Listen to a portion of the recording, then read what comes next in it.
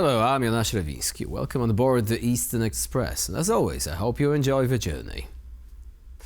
This time around, we set our periscope on the Caspian Sea, where Azerbaijan and Kazakhstan have just announced joint naval drills called Caspian Breeze 2025. But make no mistake, this breeze could stir up a storm, especially since it's taking place very close to Russia's maritime doorstep. These drills aim to prepare both countries for asymmetrical threats, a lovely euphemism that usually means we're preparing for a future where a much bigger neighbor gets angry and does something stupid. And that bigger neighbor? Take a wild guess. It starts with the letter R. So without further ado, let's take a look at our latest report to find out more. While there is much movement going on behind the curtains of Central Asia and the South Caucasus political theatres, two actors in particular have been broadening their horizons: Azerbaijan and Kazakhstan. The two countries want to move beyond just working together in terms of trade and the economy and bring their societies closer. They have established trust at the business level and are looking to further infrastructure synergy. And that's not all that brings them together. Both of these post-Soviet states are looking to break free from the hitherto Russian influence. Azerbaijan has been looking into building up stronger relations with China. Kazakhstan is also interested in better ties with Beijing, but has also been much more eager to get along with the European Union. The value these two countries and their respective regions bring has been underscored by Azerbaijan's president. Our abundant natural resources and modern infrastructure for their delivery, transport corridors connecting Central Asia and the Caucasus with Mediterranean and Black Sea ports, our rich and ancient history and culture are our great assets. China is the glue when it comes to large-scale trade projects between Kazakhstan and Azerbaijan. Beijing has been all too keen to fill some of the holes left by Russia as it has become preoccupied with Ukraine. But both Azerbaijan and Kazakhstan seem to believe that the steps they are making now are merely the bedrock for something larger, something that could turn the regions into a world player. And now, as always, let's take a look at the issue in greater detail. Let's get back for a moment to these Naval Caspian drills, shall we? They are happening in the northern Caspian, within swimming distance of Russia's naval turf, and they are backed by Turkey, a NATO member, which has long been training and arming Azerbaijan's navy and now promises to do the same for Kazakhstan. Now that's a bold move, because for decades the Caspian was pretty much treated like Russia's private tub. In Soviet times, Iran was the only coastal country other than Russia, and they weren't exactly splashing around. But now, there are 5 states in the mix, and only one is still pretending like it's the 1980s. Russia's influence is slipping. Its Caspian flotilla used to dominate the region, but then Russia started using it to launch missiles at Syria, and even relocated ships to the Sea of Azov for the Ukrainian war. Combine that with the lowering water levels and suddenly Russia's big boats can't maneuver without scraping the bottom. Meanwhile, Kazakhstan and Azerbaijan, well, they've got more maneuverable ships, growing fleets, much needed motivation. And motivation matters, you know. Azerbaijan wants to protect its offshore energy infrastructure. Kazakhstan wants to stop Russian meddling. And both are increasingly annoyed at Moscow treating the Caspian like a loyalty program that everyone forgot to sign up for. Moscow, of course, isn't happy. Putin's security man Nikolai Patrushev called this move a direct threat, in fact. He is now demanding a build-up of Russia's naval power in the region, which is hilarious considering Russia is already stretched thinner than the Russian state TV anchor's credibility. Also, Russia's not just reacting militarily, it's applying classic Kremlin pressure, diplomatic finger-wagging and some freight disruptions. And just in case Kazakhstan didn't feel the passive aggression, Putin gave President Tokayev a friendly phone call, you know, the kind where you say, "Congratulations on your independence," but really mean, "Nice little navy you've got there. Shame if something happened to it." But it is Turkey's involvement, especially as NATO member, that drives the Kremlin positively insane. If there is one thing worse than being isolated by the West, it's being ignored by what you perceive as your own backyard. The drills this summer will be their largest ever, and with Turkey's help, likely just the beginning. Russia might still believe it owns the Caspian Sea, but reality, much like the water levels, is quickly receding. So as we see, the Caspian continues to heat up, and not just due to climate change. And now here to shed more light on the issue is Bruce Pannier, board member at the Caspian Policy Center. Hello and welcome to TVP World. Thank you for having me. So let's talk about the Caspian Breeze exercises. I mean, this is not the first time that Kazakhstan and Azerbaijan are cooperating, but apparently the scope and depth of that cooperation is now on the rise. Yeah, I think, you'd have to say this is running parallel to the expansion of the trade route that runs through there. I mean, they're trying to make a demonstration that not only is this trade route viable, but it's well protected. As you said, this is not the first time they've done this, and I expect that these exercises will not only continue, but probably grow in scope as the trade route expands itself too. So this is all part of the new reality of trading between Europe and Asia. If you want to use the middle corridor, or it's also called the Trans-Caspian International Trade Route too. Kazakhstan and Azerbaijan are there to show that not only is this a reliable trade route, but it's well protected. So the Caspian Sea itself used to be considered as the internal lake of the Soviet Union, but once the Soviet Union fell into pieces, a new reality has emerged. Now Moscow is not the only player there, and it's facing several difficulties. Can you tell us more about this aspect, how Moscow is adjusting to this new reality? Yes, well, of course, Russia has had a hard time reorienting itself to the realities of the Caspian today. You rightly pointed out, I mean, it was essentially an inland lake for the Soviet Union. Iran has a border on the Caspian Sea, a shoreline there too. But otherwise, it was mainly just Soviet republics that were doing it. Now that these Soviet republics are states, they want to claim their share of the wealth that's in the Caspian Sea. And the wealth ranges. I mean, the first thing you want to think that people think about is there's a lot of oil and gas, and there certainly is huge amounts of oil and gas there. But it even comes down to sturgeon and caviar. So that's something else they have to think about. Iranian caviar, for example, is more expensive than gold in terms of weight. They have to deal with this. Now, the problem is that these countries want to not only take advantage of this, but obviously transport it. It's one thing to have a lot of oil and gas. It's another thing to actually get it to the market where someone can buy it and use it. And that's where Russia has been putting up some obstacles. Not only Russia, I should say Iran too. There's a proposed pipeline for the last 30 years that would bring Turkmen gas across the Caspian to Azerbaijan and then through the South Caucasus over to Europe. The European Union has supported this the whole time it's been there, but Russia sells gas too, and until relatively recently, was selling gas to Europe. So they opposed this every chance they had, and they had Iranian support with that. They didn't want the Turkmenistan to be able to export its gas to the European Union. So this has been a problem. The one thing that Russia still has, although it's not an internal Soviet lake anymore, so to speak, as it was. The Russian Navy still is by far the biggest Navy in the Caspian Sea. And so that does present a problem. And that's one of the reasons this pipeline hasn't been built, is because, at the end of the day, the Russian Navy can mess up these things a lot of ways, not necessarily by using military force, but by making inspections of the pipeline again and again, because Russia's claim is always that if you build this big pipeline across the bottom of the Caspian Sea, it could cause environmental damage to this unique area, the Caspian Sea. Of course, neglecting to mention that Russia builds pipelines across the bottom of the Black Sea, the Gulf of Finland, on and on and on. So they've done it before. They know it's possible, and they know it can be done safely, but they keep raising this objection in the Caspian Sea. So it is rather ironic, because Russia is often trying to present itself as this champion of multipolarity, and then they see multipolarity in action, more and more countries wanting to assert their presence and to trade with one another, and they say, no, it can't be done. But there is another interesting question here, namely the role of Turkey. Can you shed more light on this one? Because this is also where Russia has been particularly chagrined with these latest developments. Yeah, certainly. I mean, this is a big factor in why there has been a lot more progress, specifically with the trade route, but I think not so much further down the line, also with some of these energy export plans that they have too, is that Turkey is a rising power again.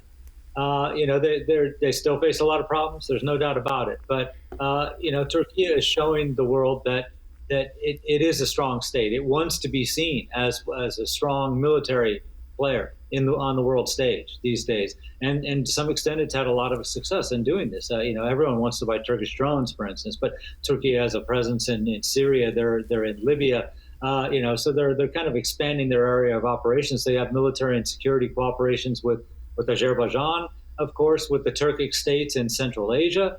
So they are really become an up-and-coming power. So not necessarily a neo-Ottoman empire, but something similar to that, at least aiming towards something like that at the moment.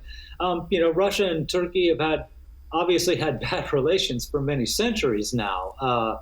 So when Russia looks at Turkey becoming stronger again, they can't help but be worried. But on the other hand, if you're not Russia and you're in the Caspian, if you're Azerbaijan and you're Kazakhstan or Turkmenistan, and you see that Turkey is actually becoming a significant military power again, this is great for you.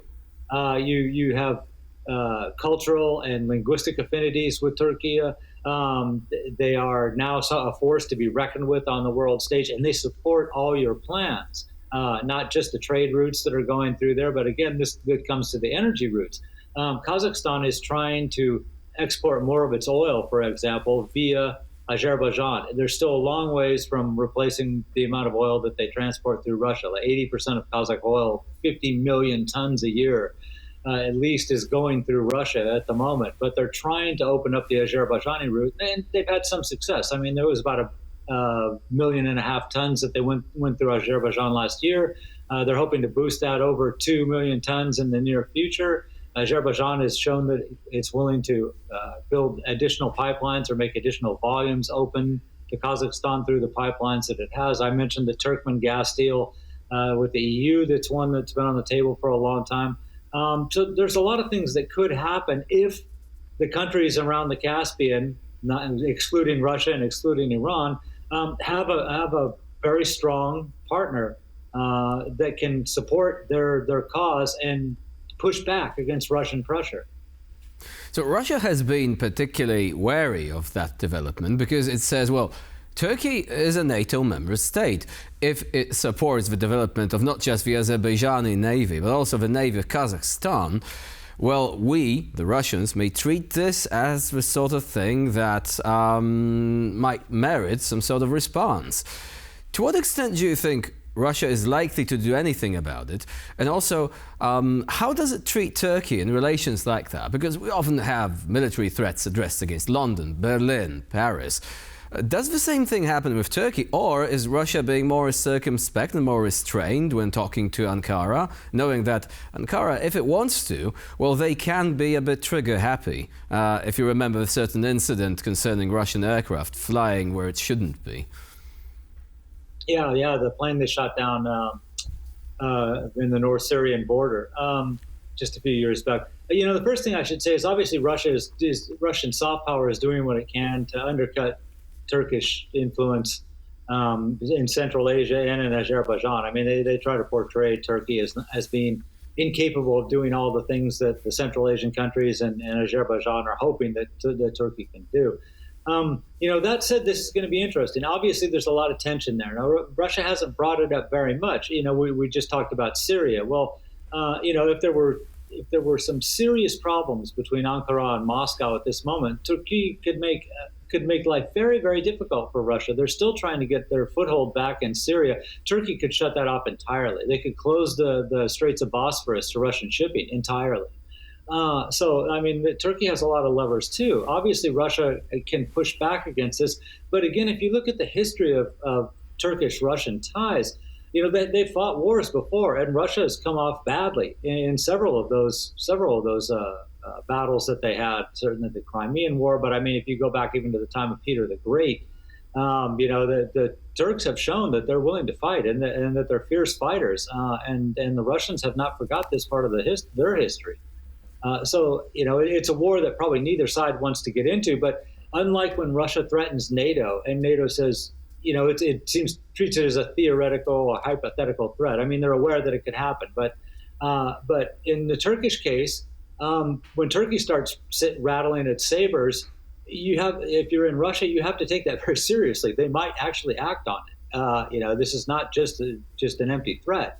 This could end up being a serious incident very, very quickly. The Turks have already shown that, again, they shot down the Russian plane a few years back over Syria and made no apologies about it at all. Just said it was close to our border. That's it. And that's the way the Turks do business. I remember at the time that happened that someone said it must be difficult for Putin to deal with someone talking about Erdogan, saying it must be difficult for Putin to deal with someone as unscrupulous as he is. And that really is Erdogan. He's a much different breed of leader than the ones that you're going to find in NATO, who are much more diplomatic. So perhaps also there is a lesson to be learned there when it comes to decisiveness of response. But there is another thing I would like to address, because you have mentioned certain aspects of relations between of course, the Kremlin and Turkey. Now, we've also had incidents, again, which might be difficult to erase from immediate memory of the countries involved. Specifically, I'm referring to the downing of an Azerbaijani plane, which later on crashed in Kazakhstan. You've mentioned Russia using its soft power. How much soft power does it really have left in Azerbaijan, in Kazakhstan also, notwithstanding the fact that it helped bolster the government of Kassym-Jomart Tokayev, but later Mr. Tokayev was not really willing to follow the Kremlin's orders after all. Does Russian soft power even exist nowadays? It's a very different situation in Azerbaijan than it is in Kazakhstan. In Azerbaijan, I would say the Russian soft power is negligible. It really doesn't play much of a role. I was there just a couple of years ago, and all the officials that I met with in Azerbaijan were happy to point out that they weren't, at least to that point, they hadn't been accused of sanctions busting, that none of the goods that were getting to Russia from other countries were coming through Azerbaijan at all. Russian influence was minimal. So, it's definitely, they're in a much better situation. It's a smaller country with a lot of wealth from their own oil and gas, so they don't really need to depend on Russia very much for anything at all. Kazakhstan also, a lot of oil and gas, and you're right, President Tokayev has resisted any support from Moscow and what it's been doing in Ukraine. But that said, we have to remember that we have to look at the demography of Kazakhstan and the fact that there is a large Russian population, 15% maybe. It doesn't seem like that much, but the majority of them live right up by the Russian border in northern Kazakhstan. This is problematic. When you look at it, there's been a lot of talk about, is this the new age of Russian colonialism? And certainly there's been a number of Russian officials who have pointed to northern Kazakhstan and all of Kazakhstan, some of them, and said, this is traditionally historic Russian land.